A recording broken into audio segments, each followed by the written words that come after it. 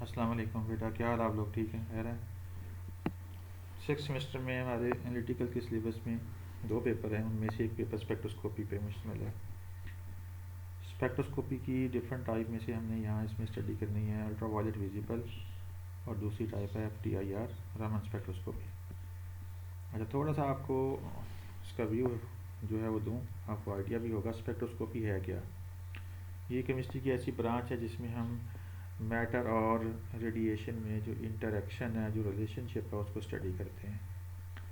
हमने एक्शन क्या लेना होता है, हम मैटर के ऊपर रेडिएशन जो है वो डालते हैं और मैटर में आने वाले रिस्पांस को हम नोट करते हैं। हमें फ़ायदा क्या होता है ऐसा करने से? हमें अपने मैटर के बारे में इंफॉर्मेशन मिलती है, हमें उसके स्ट्रक्चर के बारे में इंफॉर्मेशन मिलेगी, हमें उसकी कंसंट्रेशन के बारे में इंफॉर्मेशन मिलेगी। डैट इज़ हम क्वालिटेटिव और क्वांटिटेटिव इंफॉर्मेशन जो है वो मैटर की एक्सट्रैक्ट करते हैं, गेन करते हैं जब उसके ऊपर हम रेडिएशन डालते हैं। अब मुख्तलिफ रेडिएशन मैटर के साथ मुख्तलिफ टाइप की इंटरेक्शंस करती हैं। हम देखेंगे यूवी विजिबल स्पेक्ट्रोस्कोपी जो है ये मालिक्यूल जो होंगे, मालिक्यूल मीन आप ज़हन में रखेंगे ऑर्गेनिक मालिक्यूल, उनके अंदर इलेक्ट्रॉन को ऑक्साइड करेगी। ठीक है। FTIR जो होगी उसमें, या IR सिंपल जो है मालिक्यूल के रोटेशन लेवल चेंज होंगे। NMR जो है उसके अंदर जो है वो प्रोटॉन की स्पिन चेंज हो जाएगी न्यूक्लियस के अंदर। तो ठीक है, फ्लोरेसेंस फास्फोरेसेंस में भी इलेक्ट्रॉन एक्साइट होंगे और उसकी स्पिन डायरेक्शन जो है वो भी चेंज होगी। तो ये थोड़ा सा एक व्यू था स्पेक्ट्रोस्कोपी का, बाकी आगे आपको डिटेल से पढ़ते जाएंगे मुख्तलिफ नाम की स्पेक्ट्रोस्कोपी को। अच्छा, अब इसमें अल्ट्रा वायलेट विजिबल के अंदर हमने क्या करना है। आप लोगों ने FSC में फर्स्ट ईयर के अंदर MOT डायग्राम पढ़ना शुरू की, जो आगे फिर आप इनऑर्गेनिक के अंदर भी पढ़ते रहे मुख्तलिफ सेमेस्टर में। अपने ज़हन में वो MOT डायग्राम लेके आए। वो FSC वाली डायग्राम थी ऑक्सीजन मालिक्यूल की, नाइट्रोजन मालिक्यूल की। ठीक है। और उन डायग्राम के मुताबिक मालिक्यूल के अंदर दो टाइप के मालिकुलर आर्बिटल हैं, बॉन्डिंग मालिकुलर आर्बिटल और एंटी बॉन्डिंग मालिकुलर आर्बिटल। फिर आप लोगों ने जब कम्प्लेक्सेस को स्टडी किया BS में तनवीर साहब वाली इनऑर्गेनिक के अंदर, उसके मुताबिक जो कम्प्लेक्स मालिक्यूल हैं उनके अंदर तीन तरह के आर्बिटल हैं, बॉन्डिंग, नॉन बॉन्डिंग और एंटी बॉन्डिंग मालिकुलर आर्बिटल हैं। ये एक कंसेप्ट आपने अपने ज़हन में रखना है। ठीक है। मालिक्यूल जो होगा उसके इलेक्ट्रॉन जो होंगे वो आम तौर पे उसके बॉन्डिंग मालिकुलर आर्बिटल में या नॉन बॉन्डिंग मालिकुलर आर्बिटल में भी, और कुछ के इलेक्ट्रॉन कोई थोड़ी सी मिकदार में वो इस तरह एंटी बॉन्डिंग के अंदर भी हो सकते हैं। यूवी विजिबल स्पेक्ट्रोस्कोपी ने मालिक्यूल के अंदर इलेक्ट्रॉन को ऑक्साइड करना है। मालिक्यूल के नॉन बॉन्डिंग और बॉन्डिंग मालिकुलर ऑर्बिटल के इलेक्ट्रॉन जो हैं वो ऑक्साइड होकर चले जाएंगे ऊपर खाली नॉन बॉन्डिंग मालिकुलर ऑर्बिटल में। अच्छा, ये इसका मैंने व्यू दिया कि यूवी विजिबल ने करना क्या है। अब थोड़ी सी देखते हैं कि यूवी विजिबल की अपनी कैरेक्टरिस्टिक क्या है। जो लाइट सूरज इमिट करता है ना, उसको हम नाम देते हैं इलेक्ट्रोमैग्नेटिक रेडिएशन। और उन रेडिएशन के अंदर मुख्तलिफ नाम की जो है वो रेडिएशंस हैं जिनको हम पढ़ लेते हैं इलेक्ट्रोमैग्नेटिक स्पेक्ट्रम के नाम से। ठीक है। और उस इलेक्ट्रोमैग्नेटिक स्पेक्ट्रम के कंपोनेंट्स, उसकी रेडिएशन के जो नाम हैं, जो हिस्से हैं, मैं वो बोलता हूँ, सुने। जिस हम उसमें बोलते हैं जी कॉस्मिक रे है, इस तरह से उसमें गैमा रे है, अल्ट्रा वायलेट है, विजिबल रेडिएशन है, इंफ्रारेड है, माइक्रोवेव है, रेडियो वेव्स हैं। इस तरह की मुख्य नाम की रेडिएशन उसमें शामिल है। उनमें से एक टाइप जो है वो ये अल्ट्रा वायलेट विजिबल रेडिएशन भी शामिल है। यानी कि ये ultra violet visible radiation electromagnetic spectrum या इलेक्ट्रोमैग्नेटिक रेडिएशन का एक हिस्सा है। अच्छा, अब ऐसी रेडिएशन जिसकी वेवलेंथ ये 400 से 800 नैनोमीटर की रेंज में होती है, इसको आमतौर पर हम कहते हैं यूवी विजिबल रेडिएशन। 400 तो फिक्स है, आगे कुछ किताबों में लिखा हुआ है 780, कुछ में 750 भी है, कुछ में 800 भी है। इसमें कोई ऐसा हार्ड एंड फास्ट रूल कोई नहीं है, ठीक है। इसलिए कोई बंदा आपको कभी बहस भी करे तो आपने कह देना ऐसा 3 तरह की वैल्यू किताबों में मिलती हैं। बाकी आप एट ए टाइम तीनों नहीं बोलेंगे जब तक वो बंदा आपसे खुद जो है वो इस बारे में डिटेल से पूछता नहीं है।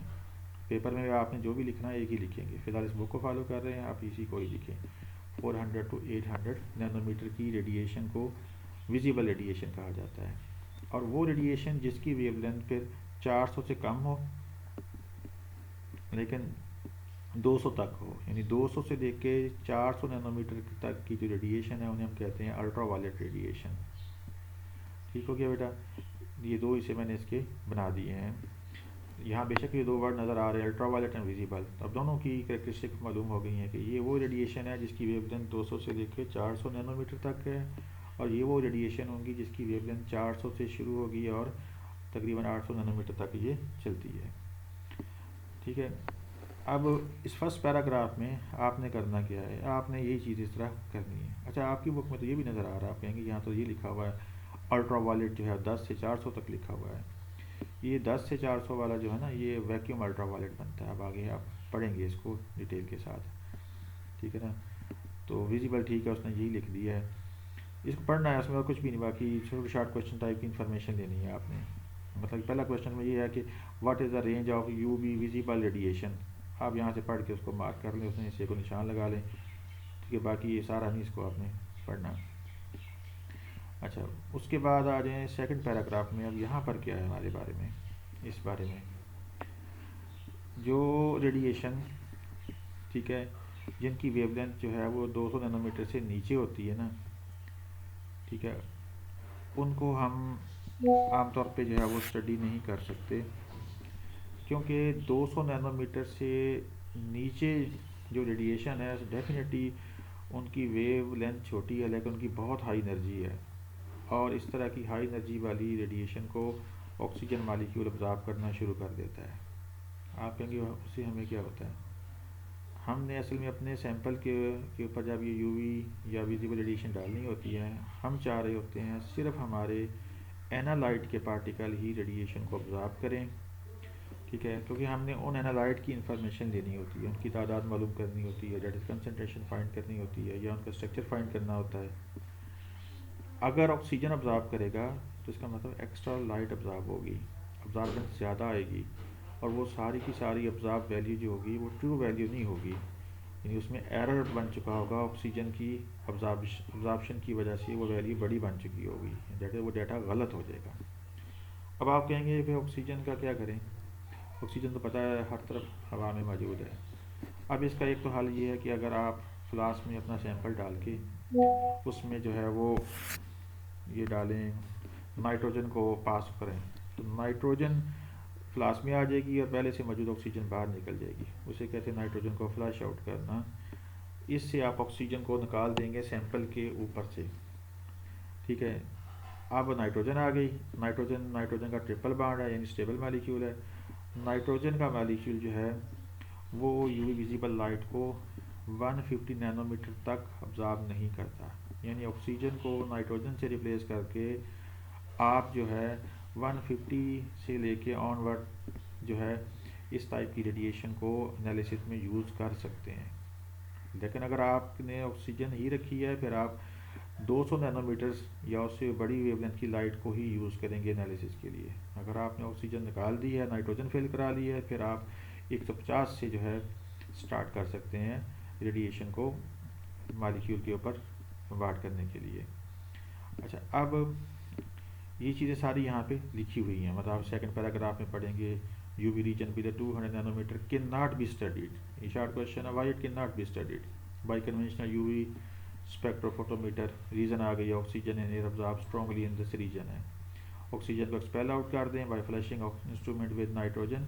अच्छा, इंस्ट्रूमेंट का मतलब ये नहीं कि पूरी मशीन ही है, यहाँ पे इंस्ट्रूमेंट का मतलब है वो फ्लास्क, वो ठीक है इंस्ट्रूमेंटल पार्ट जहाँ आपका सैंपल है, ठीक है, बाकी पूरे कमरे को या पूरे इंस्ट्रूमेंट को नहीं आप फ्लैश आउट करेंगे।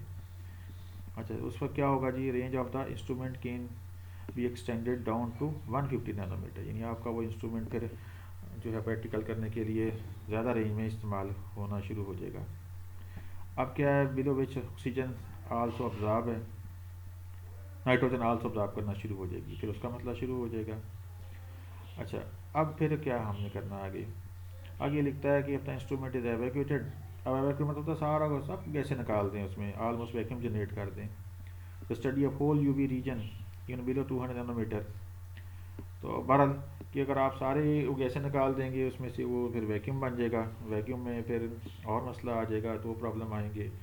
एक तो आपके पास ऐसा कोई टेक्नीशियन नहीं होगा, एक्सपर्ट बंदा नहीं होगा जो उस रीजन के अंदर जो है वो वर्क करे, ठीक है। दूसरा है कि आपके इंस्ट्रूमेंट जो महंगे भी हो जाएंगे, एक्सपेंसिव भी हो जाएंगे। तो ये भी शार्ट क्वेश्चन है कि why we can not study vacuum ultraviolet region है।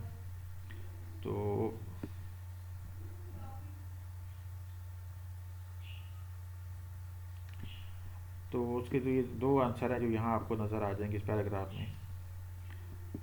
अच्छा बेटा, और बात गौर से देखिए ना, अब यहाँ इसने यहाँ लिखा हुआ है region below 200 nanometer is therefore usually known as vacuum ultraviolet reason.